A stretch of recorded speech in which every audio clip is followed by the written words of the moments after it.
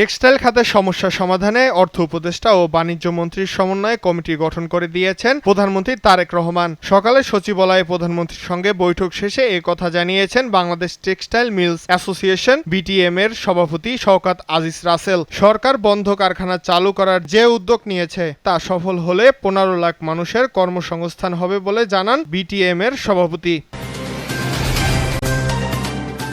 প্রধানমন্ত্রী তারেক রহমানের সভাপতিত্বে জাতীয় অর্থনৈতিক পরিষদের নির্বাহী কমিটির একনেক সভা অনুষ্ঠিত হয়েছে। সকাল 10টায় সচিবালয় মন্ত্রিপরিষদ বিভাগের সভাকক্ষে সভাটি শুরু হয়। সভায় উঠেছে প্রায় 14,800 কোটি টাকা ব্যয়ে 9টি উন্নয়ন প্রকল্প। এসব প্রকল্পের মধ্যে রয়েছে নতুন 4টি ও সংশোধিত 5টি প্রকল্প।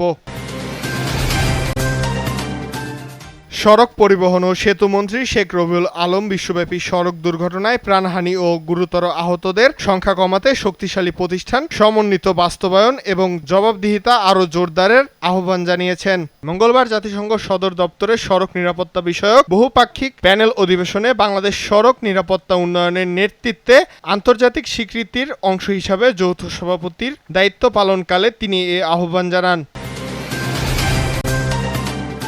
টানা বৃষ্টিপাত ও উজানের ঢলে ফের তিস্তা নদীর পানি বৃদ্ধি পেয়েছে। এতে নীলফামারীর ডিমলা উপজেলার ডালিয়া পয়েন্টে নদীর পানি প্রায় বিপদসীমা ছুঁয়ে প্রবাহিত হচ্ছে। সকাল 9টায় তিস্তা ব্যারেজের ডিমলা উপজেলার ডালিয়া পয়েন্ট 22 পুকুর তিস্তা পানির সমতল রেকর্ড করা হয়েছে 52.14 সেন্টিমিটার।